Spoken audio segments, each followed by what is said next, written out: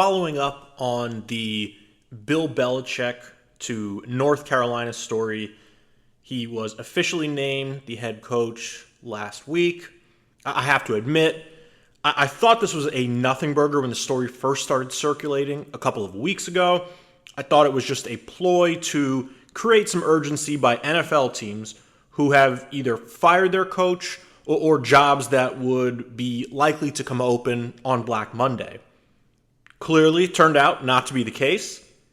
Then I started, hearing about the lacrosse stuff and that Pietramala guy, who, apparently is a UNC lacrosse legend.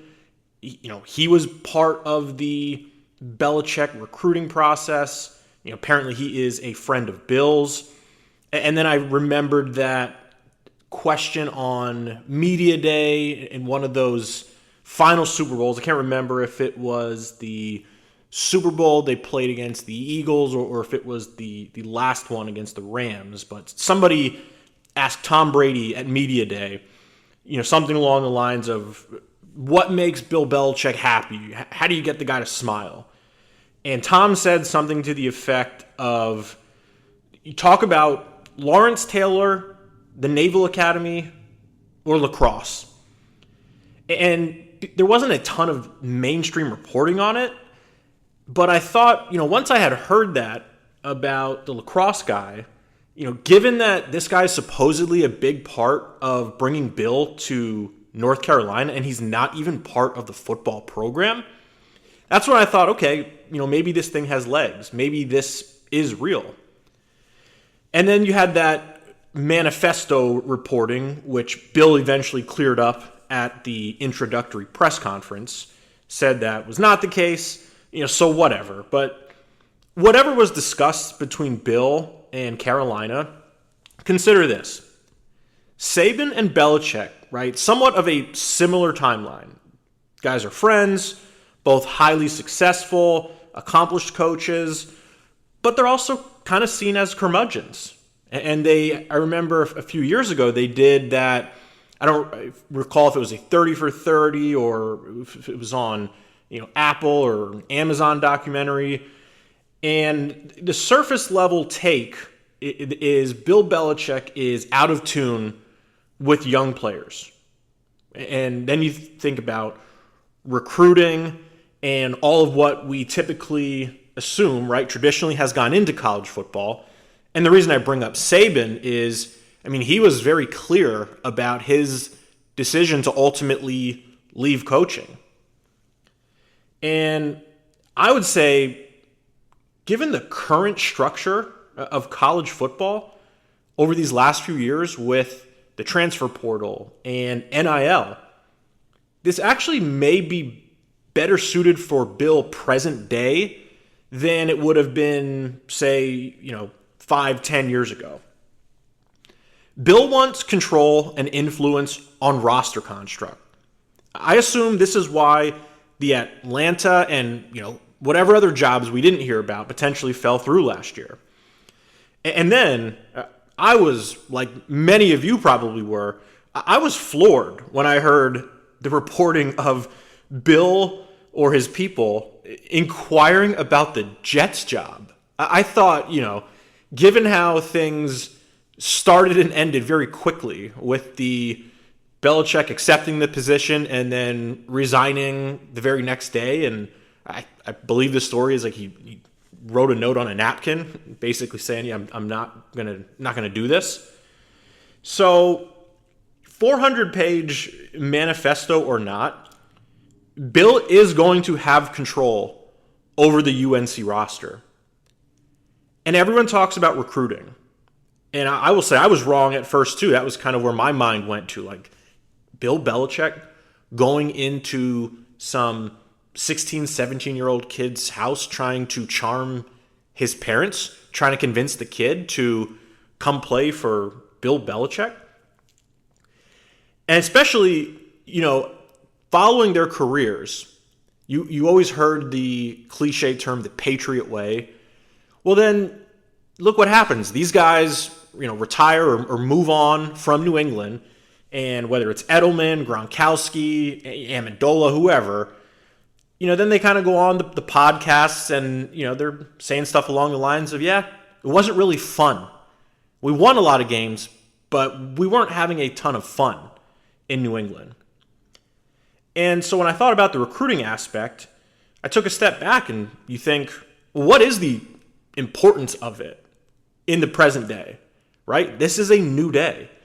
I think there still is an element of recruiting, right? Whether you're talking your own team, whether you're talking going to the transfer portal to get existing college players, it's not going to just completely disappear. And high school players are still going to be very important in terms of filling out the team and getting guys into the program to develop over time, right? I think sometimes we hear about the big names and the more famous players hitting the portal, but I would say the vast majority of players are not going to the transfer portal. We just don't hear their names as frequently.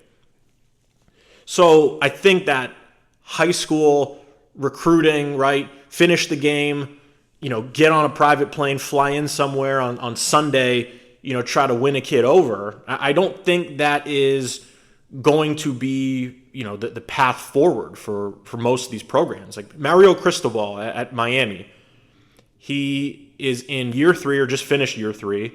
And so a big part of Cristobal getting there, everyone talked about, well, he needs a full cycle. Once he has a full cycle, once he's into, year 4 and that, kind of has a team that is, for the most part, fully built, since his arrival, you're going to see things change. And we will see. But again, the reason Miami was even remotely close to making the playoff this year was because they got Cam Ward.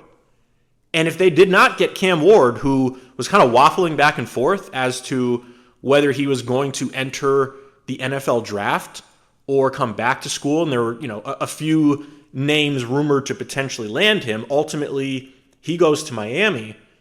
But if he doesn't, Miami is probably like a 7-5, maybe 8-4 team at best.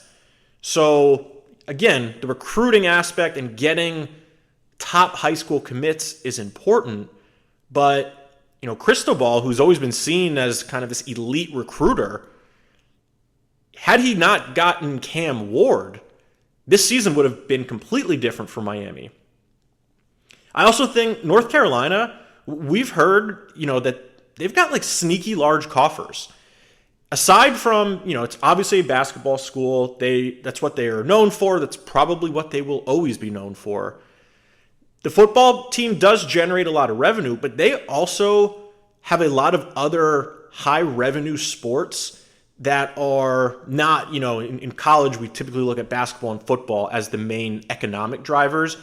But North Carolina, women's soccer, huge program at the school. Men's lacrosse, women's lacrosse. They have other sports that drive revenue to the school, not to mention a fairly wealthy alumni base. Like North Carolina is not an easy school to get into either. Right? You have a lot of alums who are very successful in the business world, who have accumulated a lot of wealth, and like we see at most universities, right?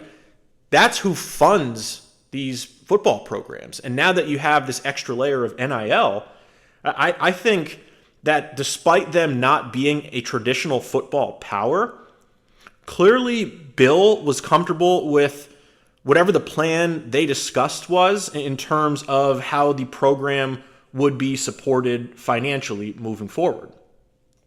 I also would not overreact to the buyout language. I think I should have had this pulled up, but I want to say something around, a $10 million buyout that is, let's face it, that's nothing for these top programs. Look what Texas A&M said goodbye to Jimbo Fisher with like over $70 million in part of that buyout. Then you bring in Elko, who you then also have to give him a big contract. So to put in perspective how relatively small a $10 million buyout would be. But the reason I say, I wouldn't read into that too much. I think people are looking at that as, Bill's signing a contract here and already thinking about leaving. And I do not think that is the case. I think it comes down to Bill Belichick is a coaching legend. I don't think he has any plans to pull the ripcord. And quite frankly, he's earned the flexibility, right? He's earned the right to not have, some super complicated or difficult, contract. Why would you willingly sign a contract that, especially when you are as decorated as Belichick, that would put you in one of those positions? I mean, the guy as a head coach has been to 9 Super Bowls. He's won 6. He's won 2 as a defensive coordinator back in the Giants Parcells days. Now, I'm not going to predict that Bill coaches all 5 years at Carolina, but he absolutely strikes me as someone who believes it takes time to build the program. So I wouldn't look at that as anything other than, hey, that was what was agreed to contractually, but I do not take it as Bill's planning to bolt, after a year or two.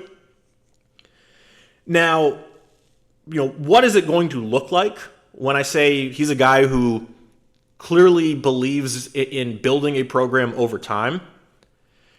Typically what we assume at the college level is, a coach comes in, he gets his guys in there, and then you really see the true identity, kind of by, year 3, 4, 5. How does that look?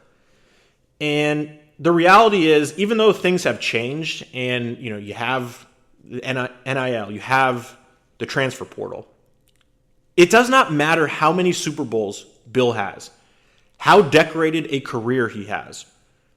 We're talking about 18 to 22-year-olds. Think about yourself at that age. How consistent were you as a person? What did your decision-making look like? Now picture yourself at that age, except you're pulling down 6 figures, or 7 in some cases when you look at some of the top players, the top quarterbacks, and you're getting that to play a sport and having the freedom to move about as you please if suddenly a better opportunity comes up elsewhere, or if something doesn't go your way, right? Maybe you fall out of favor with the coaching staff, or you lose some playing time. So going back to the Saban comparison, and I believe they are roughly the same age, part of why this all seems so surprising to me is you have one coaching legend at the college level saying, I'm getting the hell out of here. NIL, transfer portal, this thing ain't for me. And then you have a coaching legend at the NFL level in Bill suddenly jumping into that environment.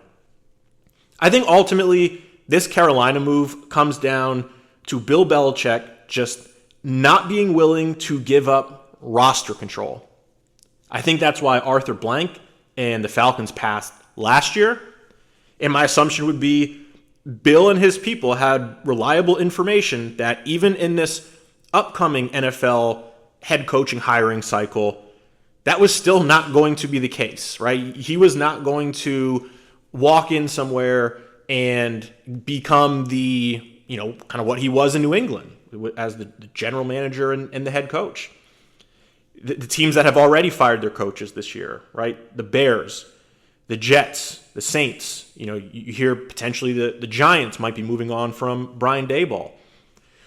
None of those teams, clearly the Jets, right, who we have reporting on, none of those teams were going to or would be willing to cede control to Bill Belichick at this stage in his career.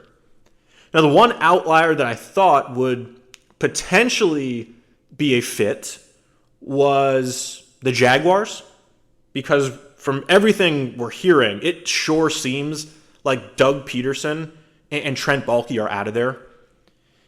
And that would create a perfect opening, right? Where, hey, we're firing our head coach. We are firing our general manager. Bill, if you want to become the head coach here, eclipse Don Shula's all-time wins record, and you want roster control, I suspect Shad Khan would totally be willing to do that. He seems like the type of owner who, the guy's self-made, so he's got all the money and he's clearly willing to spend money, not always wisely, right? I mean, i.e. Trevor Lawrence. But I could totally see Khan offering Bill an amount of money that he couldn't refuse, and that aspect of having influence over the roster. But it also could simply be, Bill Belichick looks at it, it's like, it's the damn Jaguars. I want no part of that organization. So we'll see how things go at Carolina. I certainly think it adds a level of intrigue to the college football landscape, which, it's completely fair to say has become a lot more interesting over these past few years as is. Now you add Bill Belichick to that mix. I would temper expectations. I don't think North Carolina, with suddenly having Bill Belichick as their head coach, are going to the national championship. But if they string together a couple of 10-win seasons, maybe they make the playoffs a couple years down the road. I'm very intrigued to see what happens here with Bill Belichick and North Carolina football.